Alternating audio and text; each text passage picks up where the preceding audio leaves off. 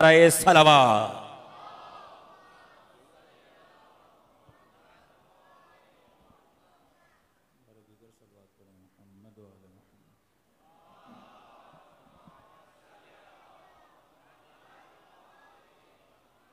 تمام تر شہدائے ملت جعفریہ کو یاد کرتے ہوئے اور کچھ مومنین ہیں، امیر فاطمہ، سیدہ فدیٰ حسنین، سید طفیل حسین، مقدسہ خاتون، سید عشرت حسنین، سید مہدی حسن، کنیز نرجس اور جتنے بھی مرحومین ہیں سب کو یاد کرتے ہوئے ایک مرتبہ سورۃ الفاتحہ۔ بسم اللہ الرحمن الرحیم۔ ایاک نعبد و ایاک نستعین اہدنا الصراط المستقیم۔ بسم اللہ الرحمن الرحیم۔ بسم اللہ الرحمن الرحیم۔ ربنا تقبل منا انک انت السمیع العلیم۔ صلوات پڑھے محمد و آل محمد۔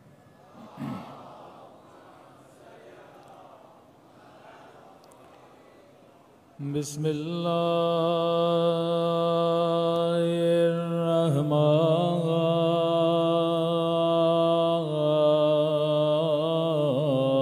الرحیم۔ الحمد للہ رب العالمین۔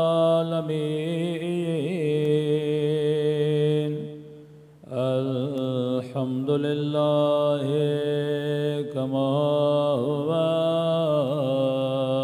أهله۔ الصلاة والسلام على سید المرسلین وخاتم النبیین ابی القاسم محمد اللہم صل علی محمد وعلی آلہ الطیبین الطاہرین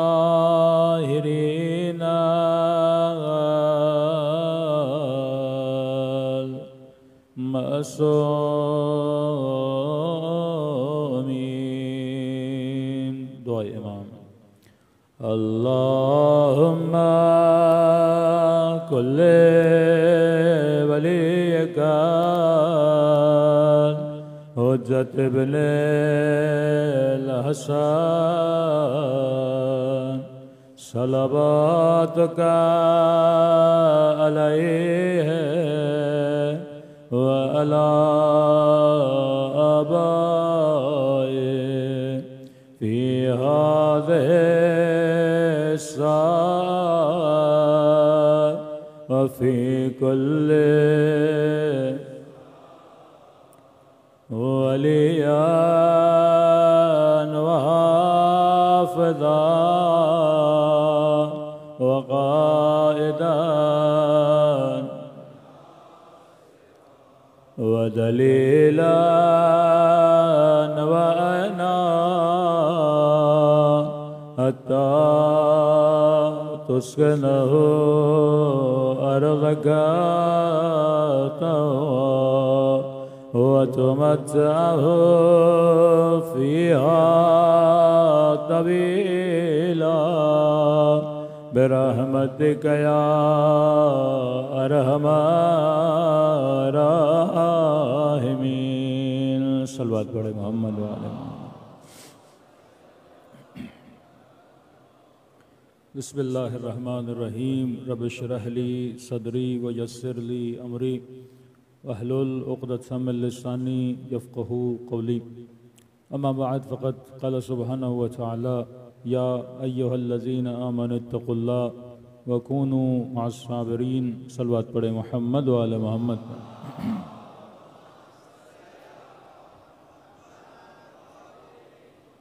میری گزارش ہوگی آواز ذرا اندر کلیئر کر دیں، گونج رہی ہے، بار دیگر صلوات پڑھے محمد و آل محمد۔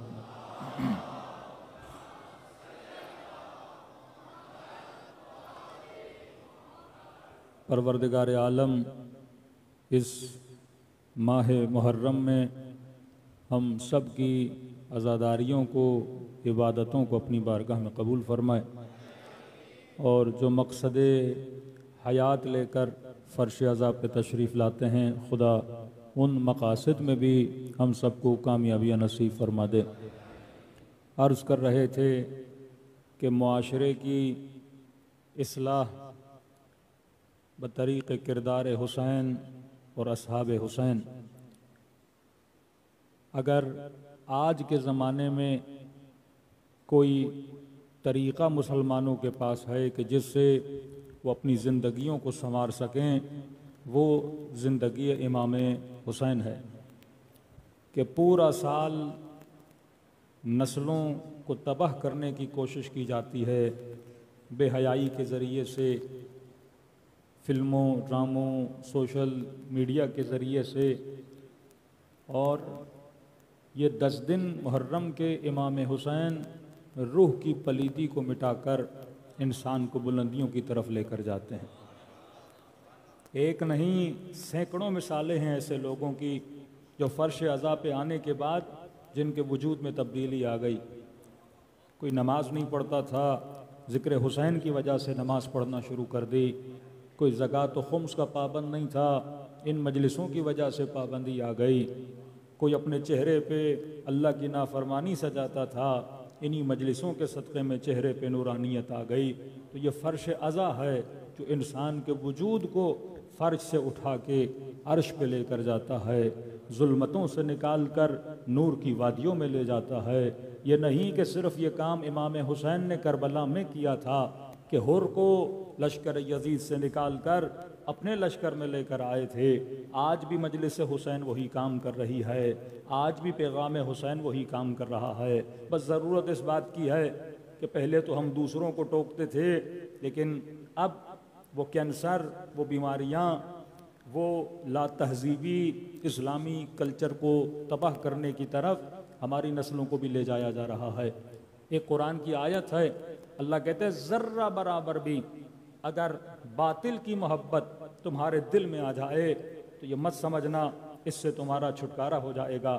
فرمایا وہ ذرہ برابر بھی محبت قیامت کے دن تجھے اسی کے ساتھ محشور کرتی ہے، جس سے انسان محبت کرتا ہے اسی کے ساتھ انسان کو محشور کیا جاتا ہے۔ یہاں تک روایت ہے کہ آواز ذرا کلیئر کر دیں، جہاں تک روایت ہے کہ جب انسان کے بدن سے روح نکالی جائے گی تو فرمایا جس چیز سے زیادہ محبت کرتا ہوگا اسی چیز کی طرف انسان کی توجہ ہوتی ہے، اور جتنی زیادہ توجہ ہوگی اتنی روح کے نکلنے میں اس انسان کو تکلیف ہوگی۔ بار دیگر صلوات پڑھے محمد و آل محمد۔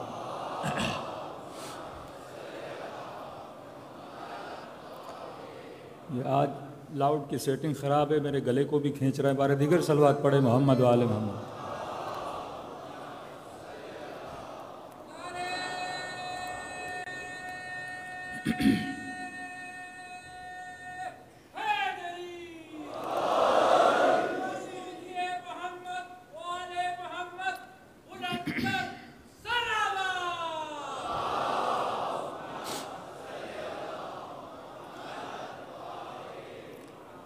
کل صرف 2 امام بارگاہوں کے لاؤڈ خراب تھے تو پہلے ہی دن ہمارا گلا بیٹھ گیا۔ تو یہ بھی حکمت اور عقل ہے، کیونکہ خطیب کو مجمع کے ساتھ اگر کوئی چیز کنیکٹ کرتی ہے وہ لاؤڈ ہے، جس طرح اللہ سے بندے کو کنیکٹ امام کرتا ہے۔ تو لاؤڈ خراب ہو تو خطیب کی آواز مجمع تک نہیں جاتی، اور امام خراب چنا جائے تو امت کا ستیہ ناش ہو جاتا ہے۔ یہ جو واسطے ہوتے ہیں ان کا صحیح ہونا بڑا ضروری ہے۔ IRC کا شرح میں نے یہ عرض کیا کہ آج شیعہ کنفیوز نہیں ہیں۔ کس چیز میں کنفیوز نہیں ہیں؟ محبت اور نفرت میں کنفیوز نہیں ہیں۔ شیعہ کو پتا ہے کہ میں نے محبت کس سے کرنی ہے، میں نے نفرت کس سے کرنی، لیکن وہاں پہ آپ جاؤ گے ایک بہت بڑا کنفیوژن ہے کہ جہاں پہ قاتل سے بھی محبت کرنی ہے، مقتول سے بھی محبت کرنی ہے، مظلوم کے لیے بھی نعرہ مارنا ہے اور ظالم کے لیے بھی نعرہ مارنا ہے۔ یہی نعمت امام حسین ہے کہ کم از کم اہل بیت نے خط کو واضح کر دیا، کم از کم یہ کنفیوژن ختم ہو گیا کہ بھائی میں نے اگر انتخاب کرنا ہے تو معیار کیا ہونا چاہیے؟ آپ کہیں پہ جاب کرنے جاتے ہو، فوج میں بھرتی ہونی ہو، پولیس میں بھرتی ہونی ہو، تو وہاں پہ ایک معیار بنایا جاتا ہے کہ جناب یہ ڈگری ہوگی، یہ چیزیں ہوں گی، فٹنس کی یہ چیزیں ہوں گی تو آپ کا انتخاب ہو سکتا ہے۔ یہ میں مہذب معاشروں کی بات کر رہا ہوں، پاکستان کی بات نہیں کر رہا، کہ معیار یہ ہوگا تو آپ کا انتخاب کیا جائے گا۔ اسی طرح معیار محبت کیا ہے کہ یا رسول اللہ کس سے محبت کروں، یا رسول اللہ کس سے نفرت کروں؟ اب دو ہی معیار ہیں، یا بولا جائے کہ محبت اس سے کی جائے گی جو اصحاب سے محبت کرے، یا بولا جائے گا محبت اس سے کی جائے گی جو اہل بیت سے محبت کرے۔ اب دونوں معیاروں کو اگر پریکٹیکل لے کر آپ آگے چلیں گے تو آپ پھنس جائیں گے کہ یہ تہمت لگائی جائے کہ مثلاً شیعہ توہین اصحاب کرتے ہیں۔ میں نے کہا چلیے آپ کو ایک ریسرچ ورک دے دیتے ہیں، جا کے تھیسس لکھ لیجئے پریکٹیکل دنیا میں، اور یہ بتائیے کہ سب سے پہلے کس نے توہین صحابی کی تھی؟ سب سے پہلے کس نے صحابی کو قتل کیا تھا؟ سب سے پہلے کس نے صحابی کی بیوی کے ساتھ زیادتی کی تھی؟ سب سے پہلے کس نے صحابی کے ہاتھوں میں رسیاں ڈالی تھی؟ سب سے پہلے کس نے رسول کے صحابی کو نبی کے شہر سے باہر نکالا تھا؟ تو اب معیار کیا بنے گا؟ اگر معیار محبت اصحاب بنا تو سوال یہ ہے کہ اب اگر دو اصحاب آپس میں لڑ پڑیں تو میں کس سے محبت کروں؟ انسان کنفیوز ہو جائے گا۔ لیکن اگر معیار محبت علی بنا، معیار محبت حسنین بنا، تو یہ معیار بڑا ایزی ہے، کیونکہ آپ کو پہلے امام سے لے کر 11ویں امام تک کوئی معصوم آپس میں لڑتا ہوا نظر نہیں آتا۔ کہیں پہ نہیں دکھا سکتے کہ حسن کی امام حسین سے لڑائی ہوئی ہو، کہیں پہ نہیں دکھا سکتے امام زین العابدین کے لیاذ باللہ امام حسین کے ساتھ اختلاف ہوا ہو۔ کہ قاما وقعدا، اگر کھڑا رہے تو بھی امام ہے، اگر بیٹھ جائے تو بھی امام ہے۔ جب امام حسن نے صلح کی تو کئی لوگ گئے امام حسین کے پاس کہ آپ کے بھائی نے صلح کی ہے، آپ تلوار اٹھائیے، ہم آپ کے پاس چلنے کے لیے تیار ہیں۔ امام حسین نے کہا کیسی باتیں کر رہے ہو حسن، جس طرح تیرا امام ہے اسی طرح سے حسین کا امام ہے۔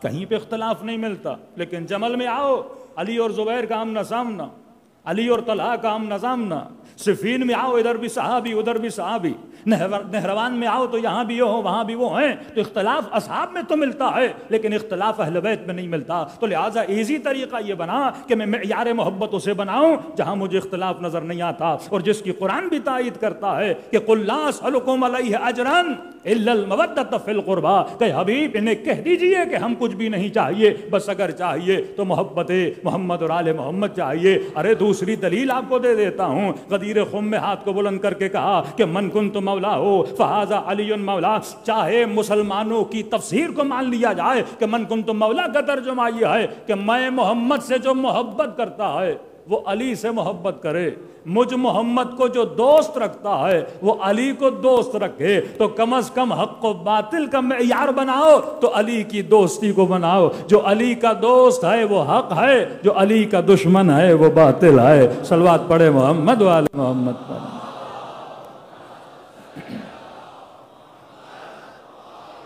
محمد تو یہ مجلس حسین دوستی اہل بیت کا پیغام ہے۔ ہم دنیا والوں کو بتاتے ہیں کہ ہم اہل بیت کے دوست ہیں، ہم اہل بیت سے محبت کرتے ہیں، ہم ان کے غموں میں غمگین ہوتے ہیں، ہم ان کی خوشیوں میں خوش ہوتے ہیں۔ لیکن شاید کوئی کہے کہ یہ رونا بدعت، شاید کوئی کہے کہ یہ رونا شرک، یہ الگ موضوع ہے کسی اور مجلس کا، لیکن اشارہ صرف دے رہا ہوں کیونکہ یہاں ربط بن رہا ہے۔ مکتب اہل بیت مکتب عقل و فطرت ہے۔ شاید کوئی کہے کہ اس مکتب میں اٹریکشن کیا ہے، یعنی آپ ریکارڈ نکال کے دیکھ لیں کسی بھی دنیا کے ملک کا کہ شیعہ اگر 500 تھے تو اگلے سال آپ دیکھو گے 700 ہو جائیں گے، 800 ہو جائیں گے، کمی نہیں آتی، برکت ہوتی رہتی ہے۔ کسی گاؤں کا ریکارڈ اٹھا لیں، یا آج سوشل میڈیا پہ کئی ایسے جوان کچھ کھلم کھلا اظہار کرتے ہیں، کچھ سپورٹ میں نام یا نہیں لوں گا ان کے لیے مسائل نہ کریٹ ہو جائیں، یعنی یہ بغاوتیں اگر کہیں پہ آپ کو نظر آتی ہیں تو اہل بیت کے چاہنے والوں میں نظر نہیں آتی۔ یہ سوالات کرنا کہ بھائی یہ کیا ہوا، فلاں جناب مقدس کیسے بن گئے، تاریخ اسلام میں اتنا بڑا واقعہ کیسے ہو گیا، یہ فقہی مسائل کے لیے آپ کا کیا حکم ہے، کہ تیجانی سماوی صاحب اپنی کتاب میں کہتے صرف ایک فقہی مسئلے کی وجہ سے میں نے کئی لوگوں کو شیعہ بنایا. مطلب فقہ اہل بیت میں بھی اتنی اٹریکشن ہے کیونکہ یہ فقہ عقل اور فطرت کے ساتھ جڑی ہوئی فقہ ہے. آپ کے مسائل عقل و فطرت کے ساتھ جڑے ہوئے مسائل ہیں. اور دوسری جگہ پہ کچھ ایسے مسئلے ہیں جن کا تعلق نہ عقل سے ہے نہ فطرت سے ہے. کون سا مسئلہ؟ سماوی صاحب فرماتے ہیں کہ صرف یہ دودھ پینے کا مسئلہ، رضاعت کا مسئلہ، کہ اگر کوئی بڑا آدمی سانڈ جتنا ہو جائے اور کسی خاتون کا دودھ تھوڑا سا پی لے تو کہتے ہیں یہ اس کا بیٹا بن جاتا ہے. کئی ایسے بچے، ماں نہیں تھی 5 منٹ کے لیے کہیں چلی گئی اور بچہ روئے جا رہا ہے اور کسی خاتون نے اسے دودھ پلا دیا. اب کہا کہ یہ آپ کا کیا بن گیا؟ بیٹا بن گیا. فقہ اہل بیت میں فرمائے بچہ اتنا دودھ پیے کہ جس دودھ سے اس کا خون اور گوشت بنے، کم از کم 7 مرتبہ 8 مرتبہ، یعنی 1 پیٹ 2 پیٹ 3 پیٹ، یعنی 6-7 پیٹ اس کے بھرے اس دودھ سے، تب جا کے یہ کیا بنتا ہے؟ بیٹا بنتا ہے. اب ایک جناب نے بچپن میں 1 مرتبہ مثلاً دودھ پی لیا تھا، شادی ہو گئی، بچے ہو گئے، اب بڑا ہوا تو اسے مسئلے کا پتہ چلا تو مفتی صاحب نے کہا کہ بھائی آپ نے تو اپنی بہن سے شادی کر لی ہے، اب یہ جائے تو کہاں جائے؟ اب اس نے پورے عالم اسلام میں چکر مارا کہ کوئی تو ایسی فقہ ہوگی، کیونکہ یہ مسئلہ میری سمجھ میں نہیں آ رہا. اب حدیث رسول ہے تو ماننا پڑے گا، حکم قرآن ہے تو ماننا پڑے گا. لیکن اس نے سوچا کہ یہ کہاں پہ آیا ہے کہ میں نے فقہ اگر لینی ہے تو صرف ابو حنیفہ سے لینی ہے، میں نے فقہ لینی ہے تو امام حنبل سے ہی لینی ہے، میں نے فقہ لینی ہے تو مثلاً امام مالک سے ہی لینی ہے. اور یہ کہاں لکھا ہے کہ ہم فقہ اہل بیت سے لے ہی نہیں سکتے؟ یہ کون سی قرآن کی آیت ہے جس میں یہ لکھا ہے کہ آپ فرزند رسول سے فقہ نہیں لے سکتے لیکن دوسروں سے فقہ لے سکتے ہو؟ تو اس نے کہا میں نے چاروں فقہوں کی اسٹڈی کی، اور جب فقہ امام جعفر صادق علیہ الصلوۃ والسلام کو پڑھا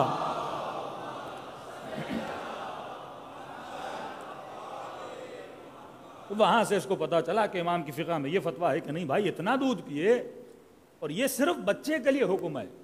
اب یہ نہیں کہ 10 سال 20 سال کا آدمی دودھ پیتا، بچہ جو صرف گوشت نہیں کھاتا، سبزی نہیں کھاتا، یخنی نہیں کھاتا، وہ صرف ماں کا دودھ پیتا ہے، یہ حکم اس کے لیے ہے. لیکن وہاں یہ ہے کہ بڑا بھی ہو جائے، 20 سال کا جوان ہو گیا، مارکیٹ میں چرغے ورغے کھا کے آیا اور کسی نے کہا کہ ہم آپ کو اپنا بیٹا بنانا چاہتے ہیں لہٰذا تھوڑا سا دودھ پی لیجئے، تو کہا یہ بھی کیا ہو جاتا ہے؟ بھائی ہو جاتا ہے. معصوم نے کہا نہیں، صرف دودھ پیتا بچہ، وہ بھی اتنا دودھ پیے کہ اس سے اس کا کیا بنے؟ گوشت اور خون بنے. ایک پورا ملک ایک فقہی مسئلے کی وجہ سے شیعہ بنا، پورا ملک ایران ایک فقہی مسئلے کی وجہ سے. بادشاہ کو غصہ آ گیا، بیوی کو طلاق دے دی. مفتی صاحب نے کہا اب تو ہوگا حلالہ. اب بادشاہ غیرت مند، شاید رات کو نشے میں بھی تھا، غصے کے عالم میں بیوی کو دے دیا. صبح جب اٹھا تو بیوی دیکھنے کے لیے نہیں آ رہی، پانی لے کر نہیں آ رہی، خدمت کرنے کے لیے نہیں آ رہی. کہ بادشاہ سلامت، مفتی صاحب کا فتویٰ ہے کہ طلاق ہو جاتی ہے. وہ بھی اگر اس مکتب میں آیا فقہ اہل بیت کی وجہ سے کہ میرے چھٹے امام فرماتے ہیں طلاق وہ ہو جو انسان ہوش و حواس میں دے، نشے میں کیے ہوئے فیصلے، غصے میں کیے ہوئے فیصلوں کی کوئی معیار نہیں ہوتی، کوئی قدر و قیمت نہیں ہوتی. تیسرا مسئلہ، انڈیا میں اتنا بڑا کیس چلا کہ اگر ایک مرد 3 مرتبہ بیوی کو کہہ دے کہ میں نے تمہیں طلاق دی اور طلاق دی، کہ یہ 3 طلاقیں ہو جاتی ہیں. میں نے کسی صاحب سے کہا اگر 100 بار کہے تو پھر کتنی ہو جاتی ہیں؟ یہ تو اسی قاضی کا فیصلہ ہوا جس نے کہا فلاں جناب کو 100 مرتبہ پھانسی دی جائے. جناب موت تو ایک ہی بار آتی ہے، اب آپ اسے 1000 بار پھانسی دو یا اسے 200 بار پھانسی دو، تو اگر 100 مرتبہ بھی کہے میں نے طلاق دی، وہ طلاق ایک ہی کاؤنٹ ہوتی ہے. لوگوں کی زندگیاں تباہ و برباد ہو گئیں اسی حلالے کے چکر میں، غیرتیں لوگوں کی پامال ہو گئیں صرف ایک غلط مسئلے کو بیان کرنے کے لیے. تو فقہ اہل بیت علیہ الصلوۃ والسلام فقہ فطرت ہے، فقہ عقل ہے. یہاں پہ آپ کو عقل ملتی ہے، یہاں پہ آپ کو فطرت ملتی ہے. اور یہی گریہ جس کا تعلق دائماً انسان کی فطرت سے ہے، اس پہ بھی پابندیاں لگا گئیں کہ ماں مر جائے تو رو نہیں بدعت ہے، باپ مر جائے تو رو نہیں بدعت ہے. یہ شقاوت قلب ہے، یہ سختی قلب ہے، یہ نابودی فطرت ہے کہ انسان کی فطرت کو تباہ و برباد کر دیا جائے. کس چیز کے ذریعے؟ گریے کو روکنے کے ذریعے سے. صلوات پڑھے محمد والے محمد پر.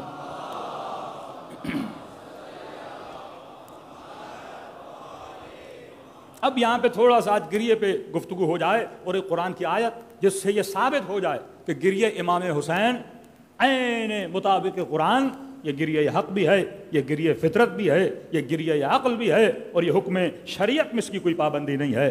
علماء فرماتے ہیں کہ گریہ کی احادیث کی روشنی میں کہ انسان اگر کسی چیز کا اظہار کرنا چاہے تو اظہار کرنے کے 3 طریقے ہوتے ہیں۔ پہلا طریقہ قولی، مثلا آپ خوش ہیں، آپ زبان سے کہو گے آج میں بڑا خوش ہوں۔ آپ غمگین ہیں تو آپ زبان سے اظہار کریں گے کہ آج میں بہت غمگین ہوں۔ پہلا یہ طریقہ۔ دوسرا طریقہ ہے کتبی، کہ کئی لوگ ہیں وہ صحیح سے بیان نہیں کر سکتے لیکن لکھتے بڑا اچھا ہیں، جیسے 14 شعبان کو کہتے ہیں عریضہ لکھو، مطلب اگر دل کی باتیں زبان سے بیان نہیں کر سکتے تو لکھ کے بیان کرو۔ آپ نے خط میں لکھا، محبت کا اظہار کیا، آپ نے خط میں نفرت کا اظہار کیا، آپ نے خط میں شکایت کا اظہار کیا۔ پہلا طریقہ زبان سے، دوسرا طریقہ لکھ کے بیان کیا جاتا ہے۔ تیسرا طریقہ ہے نہ کتبی ہے نہ قولی ہے، نہ لکھ کے بیان کرنا ہے نہ کہہ کے بیان کرنا ہے، اور جو بہترین طریقہ ہے وہ کہتے ہیں چہرے سے اظہار کرنا۔ کیا آپ نے کسی کے چہرے کو دیکھا، آپ نے کہا لگتا ہے کہ آپ آج رات سوئے نہیں، آپ کے چہرے پہ تھکاوٹ ہے، آپ کے چہرے سے لگتا ہے کہ آپ پریشان ہو، آپ کے چہرے سے لگتا ہے کہ آپ غمگین ہو۔ روایات میں جس چیز کی تاکید آئی ہے غم امام حسین کے لیے، فرمایا اظہار کس سے کرو؟ چہرے سے کرو۔ کہ امام رضا فرماتے ابن شبیب جب محرم کا چاند نظر آتا تھا تو میں پہلی محرم سے 10 محرم تک اپنے بابا کے چہرے کو غمگین پاتا تھا، میرے بابا ہنسنا چھوڑ دیتے تھے۔ حالانکہ اہل بیت کے لیے مشہور ہے کہ ان کے چہرے پہ ہمیشہ مسکراہٹ ہوتی تھی، ایک بندہ جب بھی جس سے ملے مسکرا کے ملے، اور اچانک اس کی مسکراہٹ گم ہو جائے تو ہر بندہ پوچھتا تھا فرزند رسول کیا ہوا ہے، تو پھر فرماتے تھے آج محرم کا چاند نظر آیا، میرے جد حسین کو پیاسا مارا گیا، بے کفن مارا گیا۔ تو اظہار کرتے تھے کس کے ذریعے سے؟ چہرے کے ذریعے سے۔ اب روایات میں آتا ہے کہ جو اظہار اشک ہے، جو انسان کا آنسو گرتا ہے، یہ 7 طرح کے آنسو ہیں۔ ہر آنسو کی تعریف نہیں کی گئی، کچھ آنسو ایسے ہیں جس کی مذمت ہے، کچھ آنسو ایسے ہیں جس کی مدح ہے۔ اب یہ مکتب اہل بیت، یہ مکتب عقل، یہ مکتب فکر، یہ مکتب فطرت بتائے گا کہ کون سا آنسو، یا مفتی نے فتویٰ دے دیا کہ ہر آنسو جو ہے وہ منع ہے۔ بھائی توبہ کے بھی تو آنسو ہوتے ہیں، کون سا آنسو اچھا ہے، کون سا آنسو برا ہے؟ تو فرماتے ہیں پہلا آنسو جو مذمت میں ہے، فرمایا وہ ہے اشک عجز، ڈر کا آنسو۔ انسان جب عاجز ہو جاتا ہے اس وقت کا آنسو۔ جناب میثم تمار زندان میں تھے، روئے نہیں۔ جناب کمیل دعائے کمیل میں تو روئے لیکن دشمن کے مظالم پہ کبھی روئے نہیں۔ جناب ہانی ابن عربہ ابن زیاد کی دربار میں گئے، اتنا ظلم ہوا، کبھی نہیں روئے۔ جناب مسلم ابن عقیل دانت گر گئے، بدن زخمی ہو گیا، امارت کوفہ پر لے گئے، سر کاٹ رہے ہیں، کبھی ظالم کے سامنے نہیں روئے، لیکن جب نگاہ کربلا پہ پڑی، جب یاد حسین کی آئی تو پھر آنکھوں سے آنسو جاری ہو گئے۔ ایک آنسو ہے آنسو عجز، ڈر کا آنسو، عاجزی کا آنسو، یہ آنسو مذمت، یہ ڈرپوک لوگوں کی نشانی ہے۔ مامون کا بھائی امین کہتے ہیں جب اسے زندان میں ڈالا گیا، 2 کتابیں ہیں، ایک ہے شیخ عباس قمی کی منتہی الاعمال، ایک ہے تتمۃ الاعمال۔ یہ کتابیں جوان پڑھیں، اس میں بڑے اچھے واقعات ہیں تاریخ کے جس سے آپ بہت کچھ سیکھ سکتے ہیں۔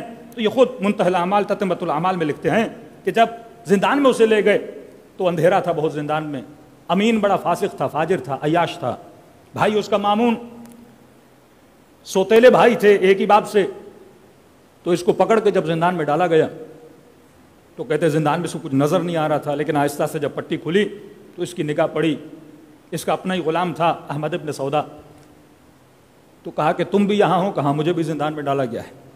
یہ احمد کہتا ہے کہ جب میں نے امین کو دیکھا تو یہ بار بار مجھے کہہ رہا تھا کیا مامون مجھے چھوڑے گا یا مامون مجھے مار دے گا، کیا میں قتل کر دیا جاؤں گا؟ کہتا پوری رات زندان میں یہ کانپ رہا تھا، آنکھوں سے آنسو بہ رہے تھے۔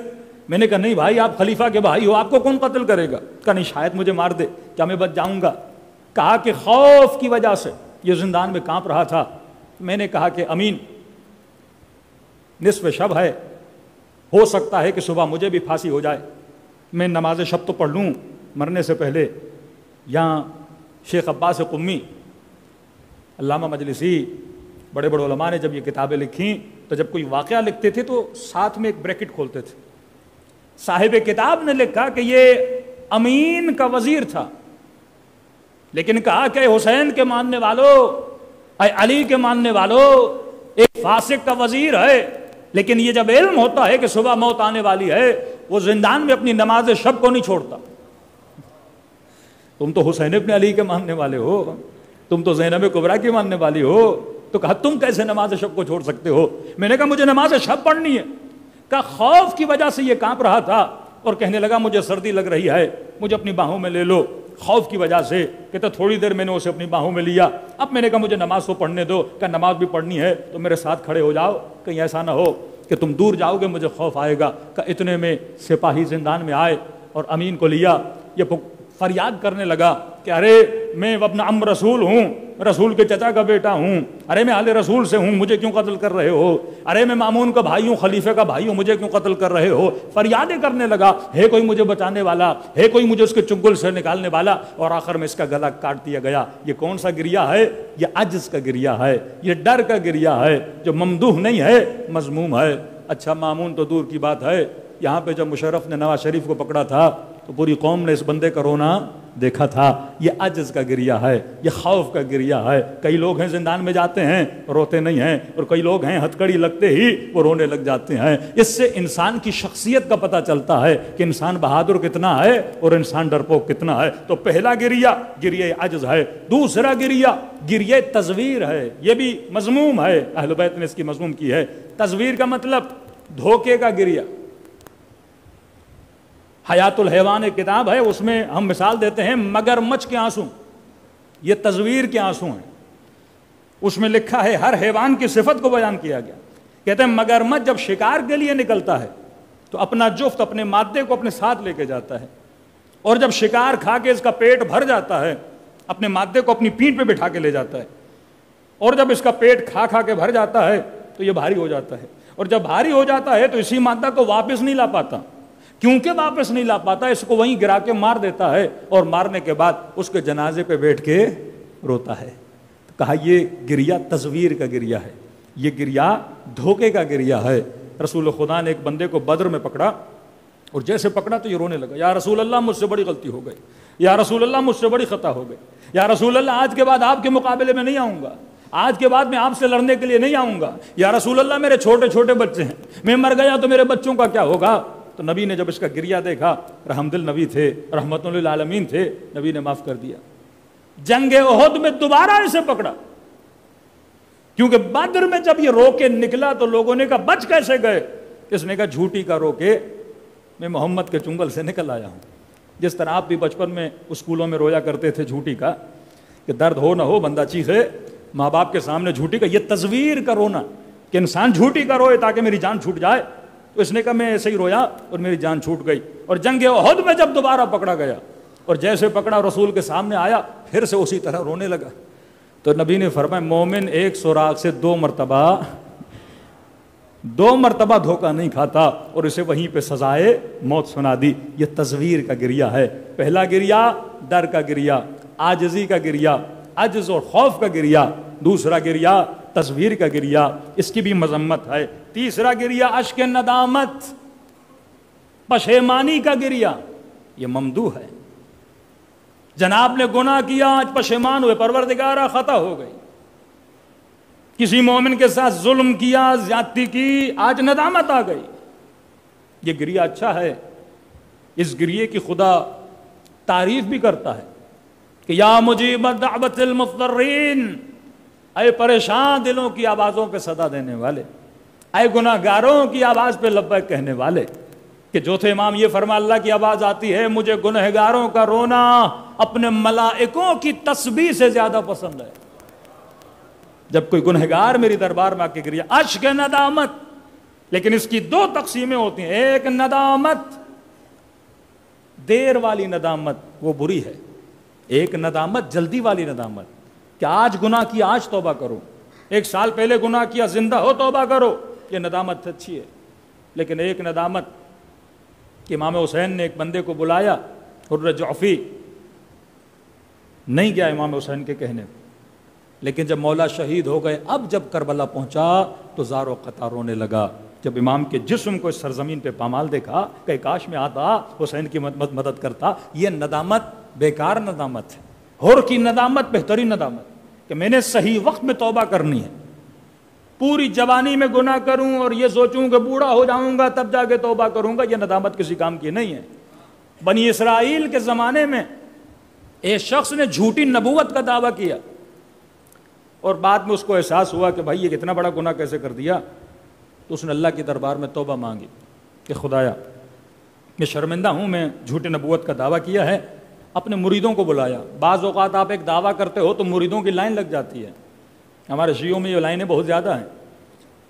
اور پھر مریدوں کو جمع کر کے کہا کہ جناب میں کوئی نبی وبی نہیں ہوں، میں نے جھوٹا دعویٰ کیا تھا۔ اب مرید جب کوئی بن جائے تو پھر وہ مرشد کی بات کو بھی نہیں مانتا۔ مرید نے کہا کہ بھائی آپ ہو نبی؟ کہا بھائی میں خود کہہ رہا ہوں کہ میں نبی نہیں ہوں۔ کہا نہیں نہیں، یہ آپ کی انکساری ہے، یا آپ کا تقوی اتنا بلند ہے کہ آپ خود نہیں مان رہے کہ آپ نبی ہیں، لیکن ہمیں پکا یقین ہے کہ آپ کیا ہو، نبی ہو۔ اب یہ سر پکڑ کے بیٹھ گیا۔ اللہ نے اپنے نبی پہ وحی نازل کی کہ جا کے اسے کہہ دو میں تب تک معاف نہیں کروں گا جب تک گمراہوں کو واپس اپنے راستے پہ خود نہیں لاتا۔ اس نے گمراہ کیا ہے۔ جناب مسلم ابن عقیل جب سر کاٹا جا رہا ہے امارت کوفہ پر، ایک ہی چیز کی ڈیمانڈ کر رہے ہیں، اس قدر خوف پروردگار عالم کا اور کچھ نہیں، میں مرنے والا ہوں۔ اس مجمع میں کوئی ایک بندہ اٹھے کہ میں جب سے کوفے آیا ہوں میں نے 700 درہم قرضہ لیا ہے، کوئی میرے قرضے کو اپنے ذمے پہ لے تاکہ میں حقوق الناس، بندوں کا حق لے کے اللہ کے دربار میں اٹھایا نہ جاؤں۔ کوئی حق لے لے، اور کہ اگر کوئی نہیں لیتا میرا پیغام رشتہ داروں تک پہنچا دے تاکہ مسلم کا قرضہ اتار لیا جائے۔ عمارت کوفہ پر ہے، موت کا خوف نہیں ہے، خوف خدا بول رہا ہے کہ بندوں کا خوف۔ یہ اشک، فرمایا اشک ندامت، اگر توبہ کا اشک ہو تو اچھا ہے اور صحیح وقت میں ہو تو اشک ندامت اچھا ہے۔ چوتھا اشک، اشک شوق۔ یہ اشک بھی ممدوح ہے کہ مثلا اللہ نے کئی سالوں کے بعد آپ کو بیٹا دیا، آپ نے جیسے اپنی گود میں اس بچے کو آتا ہوا دیکھا تو آپ کی آنکھوں میں آنسو آ گئے، یہ اشک شوق ہے۔ تمنا تھی کہ کعبے کو دیکھوں، نبی کے روزے کو دیکھوں، اور اتنے سالوں کے بعد پائی پائی جمع کر کے جب عمرے پر گئے یا حج پر گئے یا کربلا گئے، یہاں نگاہ روزے رسول پہ پڑی، اشک شوق جاری ہو گیا۔ یہ اشک بھی کیا ہے؟ اس اشک کی بھی ممدوح ہے، اس اشک کی بھی تعریف کر دی گئی ہے۔ اب اشک شوق کے لیے رسول کا واقعہ سناؤں۔ مولا علی کے بھائی جناب جعفر، 4 بھائی تھے، جناب طالب، جناب عقیل، جناب جعفر امیر المومنین علیہ الصلوۃ والسلام۔ فرماتے ہیں رسول نے جعفر کو حبشہ کی طرف بھیجا۔ روایات میں ہے 15 سال یا 17 سال، حضور ذہن نہیں ہے۔ کافی عرصہ جناب جعفر وہاں رہے، اور اس عرصے میں رسول خدا نے ان کو دیکھا نہیں۔ اور فرماتے ہیں کہ جب جنگ خندق ہوئی اور جناب جعفر کو رسول خدا نے دیکھا تو رسول خدا کی آنکھوں سے آنسو جاری ہو گئے۔ اتنے سالوں کے بعد جناب جعفر کے چہرے کو دیکھ کر نبی رونے لگے اور ان کو اپنے سینے سے لگایا۔ اسے کہتے ہیں اشک شوق۔ اور چھٹا 5واں اشک، اشک فقدان۔ کون سا آنسو؟ وہ آنسو جو کسی کے کھو جانے سے انسان روتا ہے۔ اشک فقدان آپ کو نظر آتا ہے جناب ایوب، جناب یعقوب، یا انبیاء کا اشک آپ دیکھتے ہیں۔ حضرت ابراہیم جناب ہاجرہ اور اسماعیل کو جب اس سرزمین ذی زرع پہ چھوڑ کے جاتے ہیں کیونکہ فقدان ہو رہے ہیں، جدائی ہو رہی ہے، تو جناب حضرت ابراہیم کی آنکھوں میں آنسو آ جاتے ہیں۔ فقدان کا مطلب اگر کوئی چیز آپ کے ہاتھ سے چھوٹ جائے، مثلاً آپ ایک نیکی کا کام کرنا چاہتے ہو، وہاں پہنچتے ہو لیکن آپ کی باری نہیں آتی۔ اب یہ دلیل قرآنی دے رہا ہوں اشک فقدان کے حوالے سے کہ یہ جو اشک امام حسین ہے یہ اشک فقدان بھی ہے، اشک محبت بھی ہے۔ کیسے؟ سورہ توبہ آیت 92 یعنی 91 اور 92 آیت میں آپ پڑھیں گے، اس میں خدا یہ بیان کرتا ہے کہ جہاد 4 گروہ ایسے ہیں جن سے اللہ نے جہاد اٹھا دیا ہے. مثلا ضعفاء سے اٹھا دیا, فقراء سے اٹھا دیا. جو مریض ہے اللہ نے مریض سے مثلا جہاد اٹھا دیا ہے. ضعفاء اور مرضى سے اللہ نے جہاد اٹھایا ہے. اگلی آیت میں شان نزول بیان کرتا ہے ایک آیت کا, اور یہ عجیب ہے کہ 4 گروہوں کا خدا ذکر کرتا ہے, اور ان گروہوں کا ذکر کر کے 4 ٹولوں کا ذکر کر کے جب 92 نمبر آیت میں پروردگار عالم آتا ہے تو خاص طور پہ ایک آیت خدا نے پڑھی ہے اسی آنسو فقدان کے لیے, کہ جب آپ کو کوئی چیز نہ ملے, آپ نہ پہنچ پاؤ, وہ چیز آپ کے ہاتھ سے چھوٹ جائے اور آپ کی آنکھوں سے آنسو بہنے لگے. فرمایا کہ 7 لوگ جب رسول خدا جہاد پہ جا رہے تھے, 7 لوگ رسول خدا کے پاس آئے, کہا کہ یا رسول اللہ ہمیں بھی اپنے ساتھ جہاد پہ لے کر چلیے. تو اب بالکل رسول خدا تیار, گھوڑے پہ سوار ہیں, پورا لشکر تیار ہے, آمادگی ہے کہ جہاد کے لیے روانہ ہوا جائے. جب ان 7 لوگوں کو دیکھا تو نہ تلوار تھی, نہ زرہ تھی, نہ کوئی تیر و کمان تھا, نہ کوئی سواری تھی. تو رسول خدا نے کہا کہ ابھی دیر ہو گئی ہے, میں آپ لوگوں کو ساتھ نہیں لے کر جا سکتا.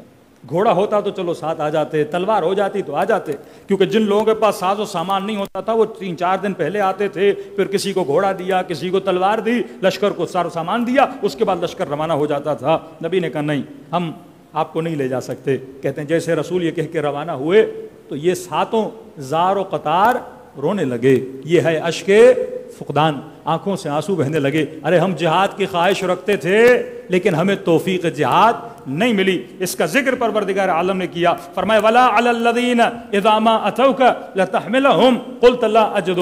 جب یہ تمہارے پاس آئے تو حبیب آپ نے کہا کہ ہم آپ کو نہیں لے جا سکتے. احملهم علی تولوا اعینهم تفیض من الدمع. جب آپ نے یہ کہا تو ان کی آنکھوں سے آنسو جاری ہو گئے. اور اللہ کہتا ہے کیا ہوا کہ اگر نہیں جا سکے لیکن اگر ارادہ رکھتے ہو تو اللہ تمہاری عبادت کو کیا کرتا ہے, قبول کرتا ہے. یہی اشک فقدان ہے. جب ہم سنتے ہیں کہ کربلا میں نبی کے نواسے کو قتل کر دیا گیا, پھر کہتے یا لیتنا کنا معکم فافوز معکم فوزا عظیما. مولا حسین اگر ہم کربلا میں ہوتے تو اپنی جانوں کو آپ پہ قربان کرتے. جب آپ نے آواز دی حل من ناصر ینصرنا, ہے کوئی ہماری مدد کرنے والا, مولا اگر ہم ہوتے تو آپ کی آواز پہ لبیک کہتے. مولا اگر ہم ہوتے اپنے بدنوں کو قربان کرتے. تو یہ مجلسوں میں جو گریا ہوتا ہے یہ اشک فقدان ہے کہ ہم روتے ہیں کہ کاش ہم کربلا میں ہوتے تو اپنی جانوں کو حسین پہ قربان کرتے. پھر وہی کل روایت میں نے پڑھی کہ چھٹے امام فرماتے ہیں یہ جا کر کہو کہ یا داعی اللہ, یہ اللہ کی دعوت پہ لبیک کہنے والے, مولا جب آپ نے سوال کیا تھا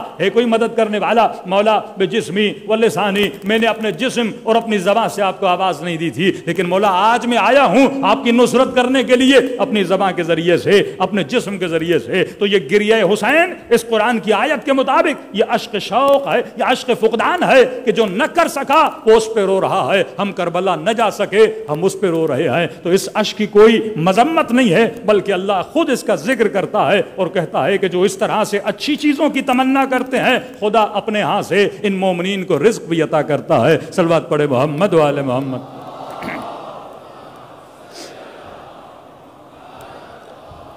بس وقت بہت گزر گیا, 2 اشک اور ہیں. چھٹا آنسو اشک رحم ہے, یہ انسانیت کی نشانی. وہ اشک جو رحم دلی کی وجہ سے, وہ آنسو جو رحم دلی کی وجہ سے آتا ہے.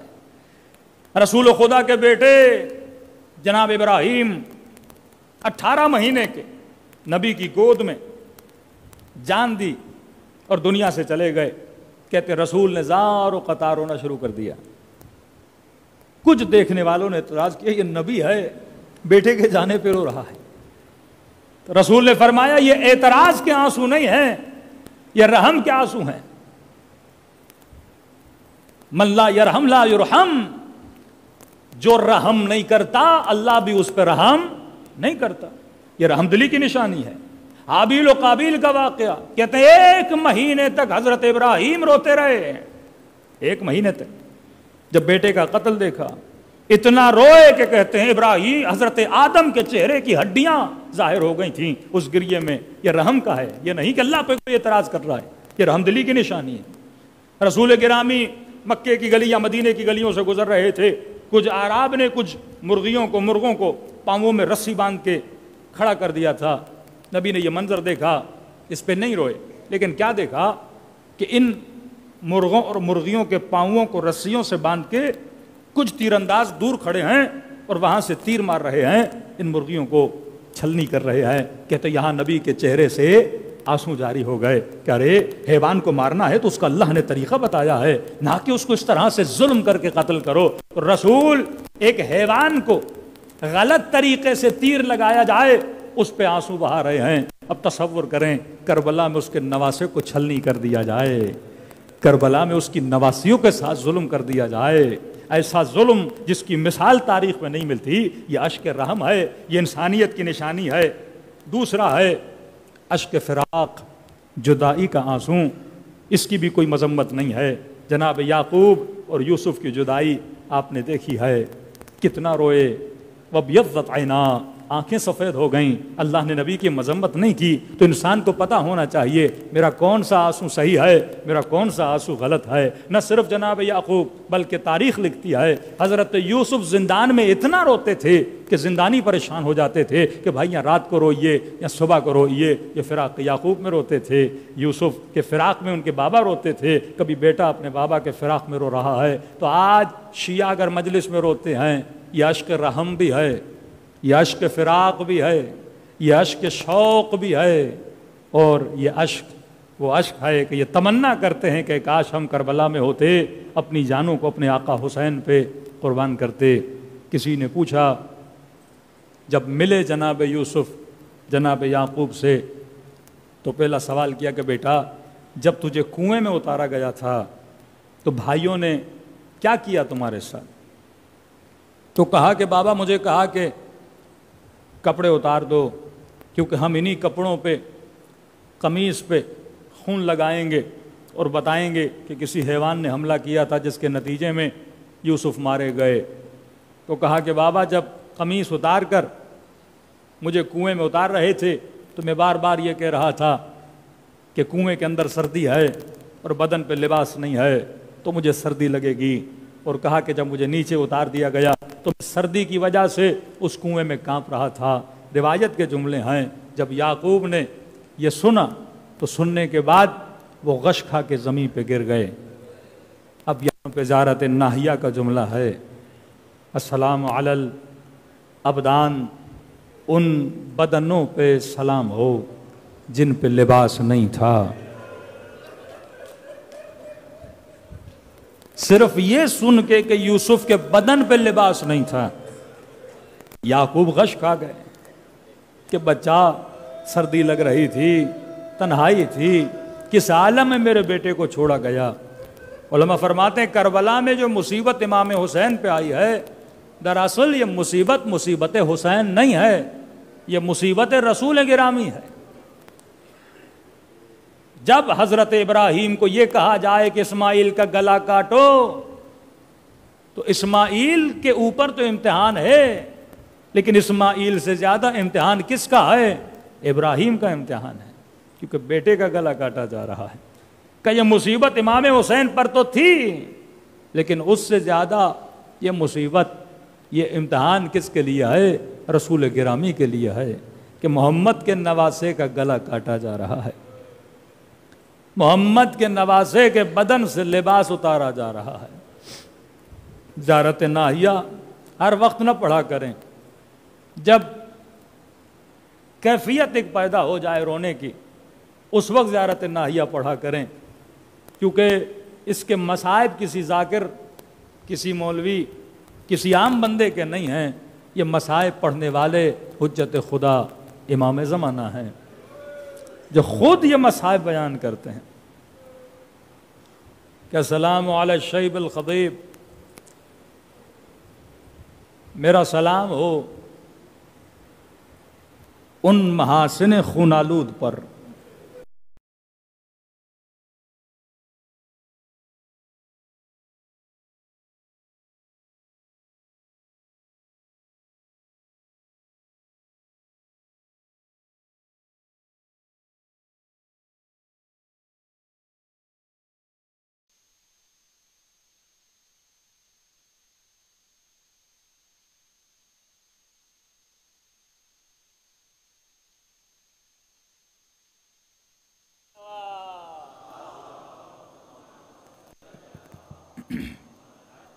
بارہ دیگر صلوات پڑھے محمد و آل محمد۔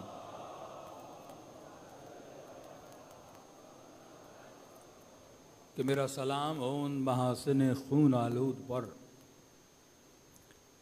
کہا کہ جب صبح سے شام تک لاشیں اٹھا اٹھا کر تھک چکے حسین، وقت غروب قریب تھا جیسے یہ ابھی وقت غروب ہے، تو راوی کہتا ہے کہ حسین ابن علی نے تھکن کو دور کرنے کے لیے، گھٹن کو دور کرنے کے لیے تھوڑی دیر جنگ کا وقفہ کیا کہ تھوڑی سانس لے لیں، پھر دوبارہ جنگ کو شروع کیا جائے۔ کہ ابھی حسین تھوڑی دیر ٹھہرے ہی تھے کہ کسی ظالم نے پیشانی مبارک امام حسین پہ پتھر مارا۔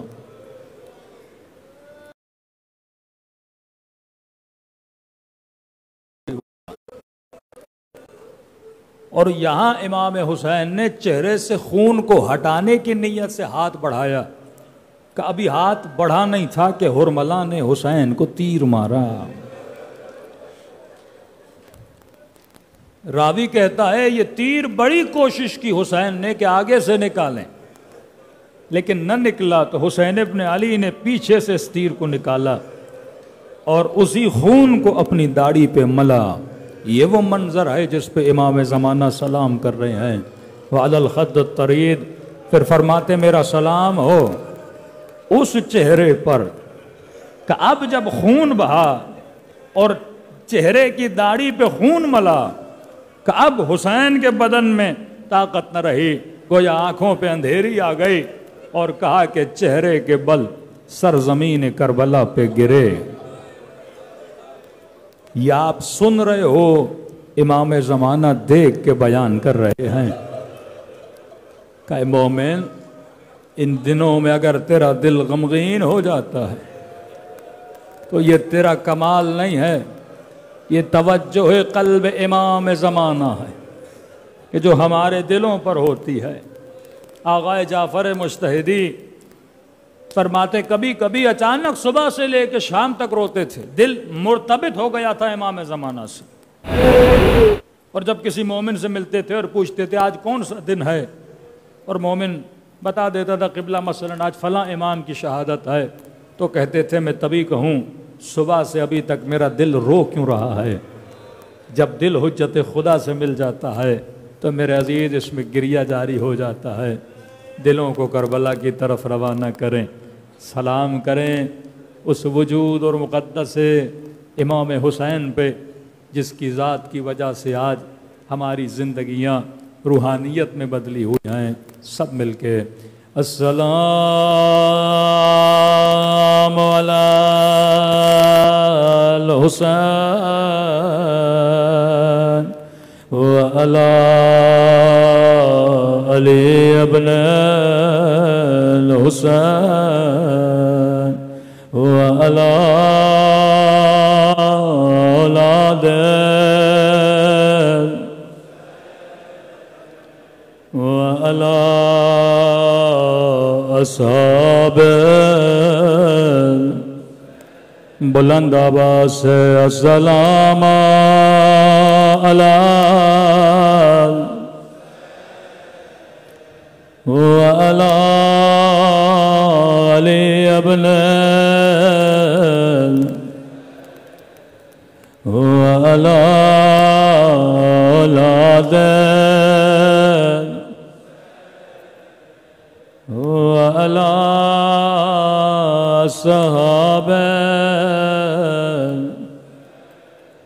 میرا سلام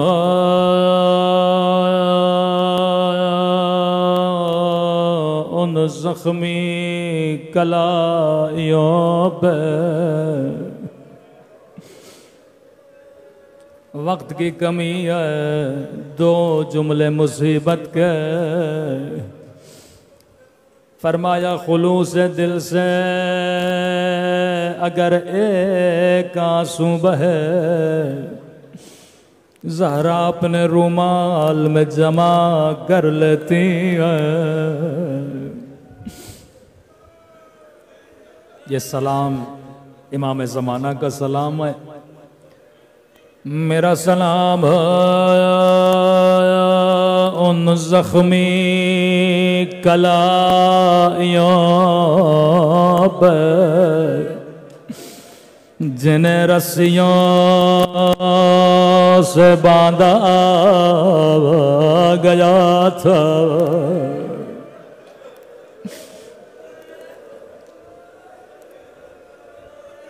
اگر کسی عام ذاکر کا سلام ہوتا میں کبھی نہ سوچتا۔ علماء سے پوچھا گیا یہ کس کی کلائیاں ہیں جسے امام زمانہ یاد کر کے رو رہے؟ فرمایا یہ کلائیاں زینب کی کلائیاں ہیں، شریکت الحسین زینب کی کلائیاں ہیں۔ پھر میں نے بڑا سوچا بی بی زینب پہ تو بڑے بڑے مصائب آئے، ظالم نے تازیانہ مارا، امام نے وہ سلام نہ دیا، کسی نے نوک نیزہ سے مارا، امام نے وہاں سلام نہ دیا۔ میں نے کہا یقیناً کوئی بڑا منظر ہوگا کہ فرزند زہرا رو رہے ہیں۔ کہا ہاں یہ سلام خاص مقام کا سلام ہے، سنو گے کب کا سلام ہے؟ کہا یہ اس وقت کا سلام ہے جب 11 محرم کو زینب کی نگاہ حسین کے بدن پہ پڑے۔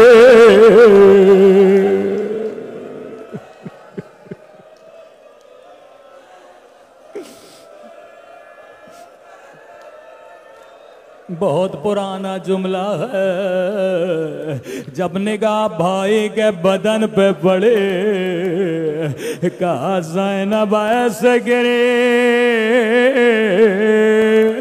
جیسے عباس گھوڑے سے گرے تھے۔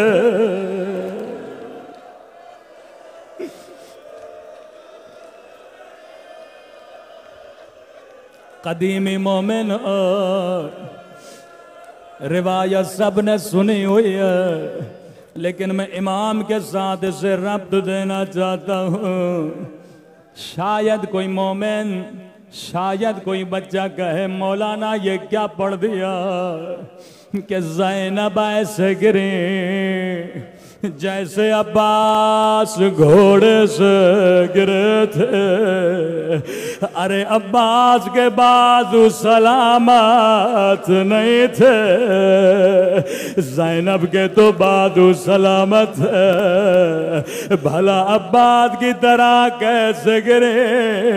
میں نے کہا جواب میں نہیں دوں گا، زیارت الہیہ پڑھو۔ فرمایا میرا سلام ہو میری ان پتھیوں پہ جن کے ہاتھوں کو پس گردان باندھا گیا تھا۔ او زینب ایسے گری جیسے عباس گرے تھے۔